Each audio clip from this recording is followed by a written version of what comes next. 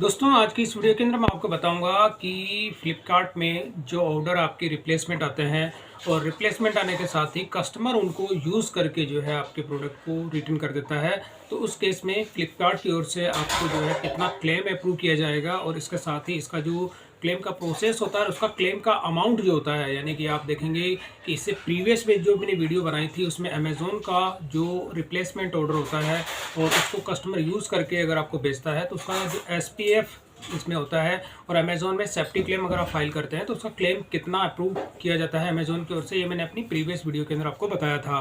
और इसमें मैं आपको बताऊंगा कि फ्लिपकार्ट के अंदर जो है कोई भी अगर आपको कस्टमर यूज़ करके प्रोडक्ट रिटर्न करता है और रिटर्न में आपका रिप्लेसमेंट होता है तो उस केस में आप इसमें SPF होता है यानी सेलर प्रोटेक्शन फंड जो है उसके लिए अगर अप्लाई करते हैं तो वो फ्लिपकार्ट की ओर से आपका कितना परसेंट अप्रूव किया जाता है। मेरे केस में तो जो जितना अभी मैं आपको दिखाऊंगा कि कितना परसेंट मुझे यहाँ पे SPF का क्लेम जो है अप्रूव किया गया है।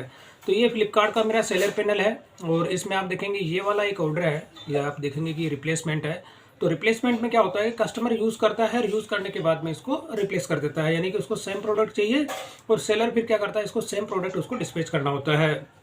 तो मैं ये प्रोडक्ट आपको दिखा देता हूँ। तो ये वाला वो प्रोडक्ट है, एक तरह की ये पूरी प्रेस है आप देखेंगे, जो कि अभी भी ये फ्लिपकार्ट पे लाइव है और इसकी मैं रेटिंग जो है 3 इसकी जो रेटिंग है। और यहाँ पे प्राइस की मैं बात करूँ तो 590 की मैं इसको फ्लिपकार्ट पे सेल कर रहा हूँ। तो अब ये 590 की जो है ये मैं सेल कर रहा हूँ और सेल करने के साथ ही अब यहाँ पर आप देखेंगे कि ये ऑर्डर एक बार कस्टमर को जा चुका है और ये जो मुझे रिप्लेसमेंट करना है ये देखेंगे अभी आप मेरे जो मैंने अभी इसको रेडी टू शिप भी नहीं किया क्योंकि इसको मैंने अभी पेंडिंग है।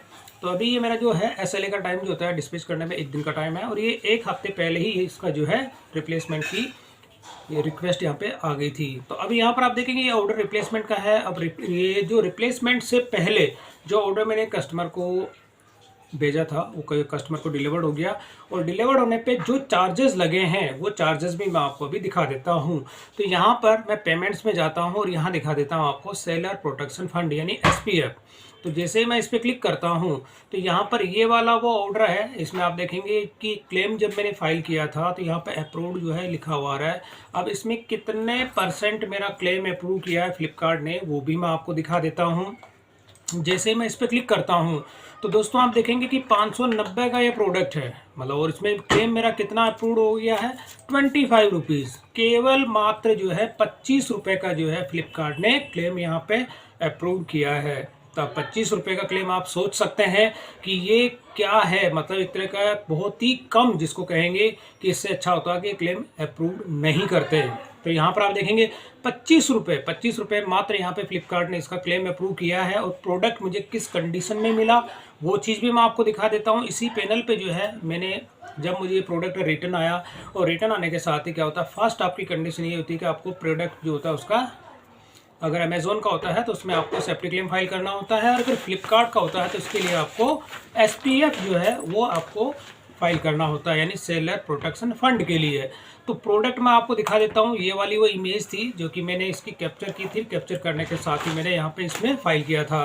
तो ये वाली पूरी पेज है। अब इसमें जब मुझे रिटर्न रिसीव होती है तो एक तो यहाँ पे ये बोल्ट आप अगर देखते हैं इस मशीन में एक बोल्ट लगता है, मैं आपको दिखा देता हूँ यहाँ पर। जैसे ये अभी, तो ये वाला जो बोल्ट लगता है इसके अंदर आप देखेंगे वो इसके अंदर से मिसिंग था।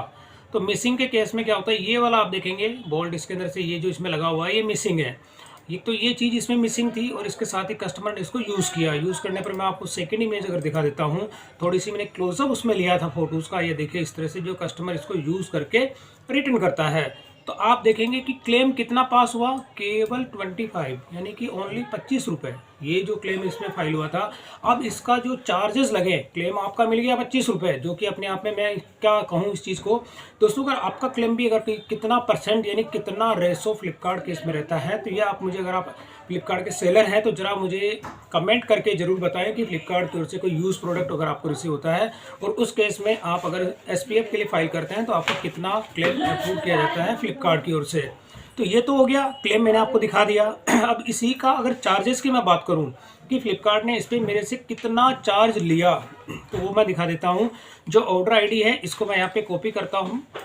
ये वाला ऑर्डर ID मैंने कॉपी किया और कॉपी करने के साथ ही इस ऑर्डर ID का मुझे पेमेंट जो होता है, ये पेमेंट अगर आपको सर्च करना तो यहाँ पे पेमेंट्स के अंदर जाते हैं और यहाँ पे होता है सर्च ऑर्डर जो सेटलमेंट होता है इस पे आपको करना है। जैसे आप जिस पे क्लिक करते हैं और यहाँ पर वो ऑर्डर आईडी जो पेस्ट कर देना, जो मैंने अभी कॉपी यहाँ पे किया है उसको आप करेंगे सर्च। तो यहाँ पर जो वो ऑर्डर होता है उसकी पूरी डिटेल आपको देखने को मिलती है। यहाँ पे आप देखेंगे कि ये एक आइटम था जो कि रिटर्न हुआ है, और रिटर्न होने पर आप देखेंगे रेड कलर के अंदर यहाँ पे जो है सेटलमेंट यानी कि फाइनल अगर सेटलमेंट आप देखेंगे तो सेटलमेंट अमाउंट कितना है, 332 रुपये 17 पैसा। तो फ्लिपकार्ट ने जो इसमें मेरे पे चार्ज लगाए हैं, चार्ज का मतलब होता है कि जो रिटर्न जो होती है उस केस में तो 332 रुपये तो इन्होंने मेरे पे चार्ज लगा दिए। अब चार्ज की अगर मैं डिटेल पे क्लिक करता हूं, जैसे मैंने इस पर क्लिक किया तो क्लिक करने पर पूरी ये जो ऑर्डर मैंने आपको दिखाया था उसकी डिटेल देखने को मिलती है। यहाँ पे जो होता है इसकी सेटलमेंट जो होता है इसकी हिस्ट्री में आपको दिखा देता हूं। सबसे पहले इन्होंने यहाँ पे इसकी ऑर्डर की वैल्यू 590 रुपये थी जो कि मैंने आपको दिखाई थी। अब रिफंड होता है, कस्टमर को पूरा रिफंड हो जाता है 590 रुपये। और अब यहाँ पर अब मार्केटिंग फीस इन्होंने लिए मेरे से 281 रुपये 50 पैसा। अब इसका ब्रेकअप अगर मैं दिखाऊं यहाँ पे, तो जो यहाँ पे अगर रिफंड अमाउंट होता है, यहाँ पे मार्केटिंग फीस जो होता है इस पर जैसे क्लिक करता हूँ तो यहाँ पर इसका ब्रेकअप आपको देखने को मिलता है। कलेक्शन फीस में देखेंगे 12 रुपये 50 पैसे कलेक्शन फीस इसमें ली गई है, और फिक्स फीस इसमें होती है जो फ्लिपकार्ट की 30 रुपये इसमें फिक्स फीस है। और इसके साथ ही फॉरवर्ड शिपिंग आप देखेंगे कि इसमें जो फॉरवर्ड शिपिंग और रिवर्स शिपिंग, आप दो चीज़ इसमें आपको नोट करेंगे कि फॉरवर्ड शिपिंग जो होती है यानी कि आपके यहाँ से जो शिपिंग चार्ज लगते हैं 109 रुपये, यानी कि जो कस्टमर के पास जाता है उस टाइम 109 रुपये लिए गए। अब यहाँ पे रिवर्स, क्योंकि जब आप प्रोडक्ट आपका जो होता है आपके इसमें रिटर्न कर देता है कस्टमर, तो दो तरह की शिपिंग चार्ज इसमें आपको देखने को मिलती है, फॉरवर्ड शिपिंग और रिवर्स शिपिंग। तो रिवर्स शिपिंग कितना लिया गया, 130 रुपये। तो ये इन्होंने इसका ब्रेकअप दे दिया।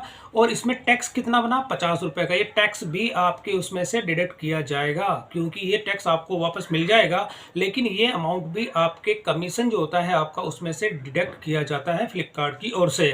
और ये टोटल कितना हो गया, अगर आप देखेंगे तो टोटल 281 यानी कि 281 रुपये 50 पैसा। टैक्स को मिला देते हैं तो टोटल इसमें हो जाता है 332 रुपये 17 पैसा।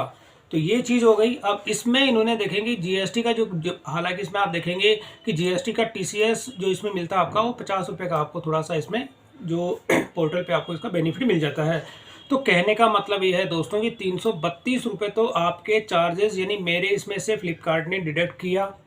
और डिडक्ट करने के बाद में इन्होंने मेरे को जो सेलर प्रोटेक्शन फंड आप देखेंगे कि यहाँ पे 25 रुपये का, अगर मैं इसकी बात करूँ तो यहाँ पे 25 रुपये का इन्होंने मेरे को जो SPF होता है यानी सेलर प्रोटेक्शन फंड जो होता है वो दिया है। तो दोस्तों ये चीज़ थोड़ा सा आप देखेंगे इस ऑर्डर के अंदर तो मुझे टोटल ओवरऑल लॉस ही लॉस है।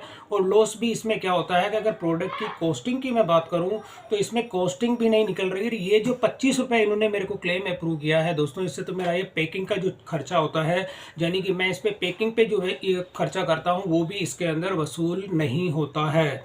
तो कहने का मतलब ये है दोस्तों कि फ्लिपकार्ट जो होता है क्लेम के मामले में जो यूज़ प्रोडक्ट अगर आपको रिसीव होता है तो वो क्लेम आपका ना के बराबर आप जो है वो ना के बराबर क्लेम इसमें अप्रूव्ड होता है। और अब इस केस में जो इसमें मैंने आपको चार्जेस बता दिए, चार्जेस के साथ ही अगर ये कस्टमर इसको रिटर्न नहीं करता है तो अप्रॉक्स जो बैंक के अंदर जो सेटलमेंट होती है तो यहाँ पे जो 300 रुपये आप देखेंगे ये जो डिडक्ट किया गया है 332 रुपये 17 पैसा। और इसमें इसका ये 25 रुपीज़ अगर मैं बात करूँ तो दोस्तों ये इसका 5% भी नहीं है। यानी कि अगर मैं 332 रुपये का अगर 10% भी निकालता हूँ तो 33 रुपये निकल के आते हैं, लेकिन वो अगर आप देखा जाए तो इसमें यहाँ पे 5% तक का अमाउंट आपको जो है इसके अंदर क्लेम अप्रूव किया जाता है फ्लिपकार्ट में।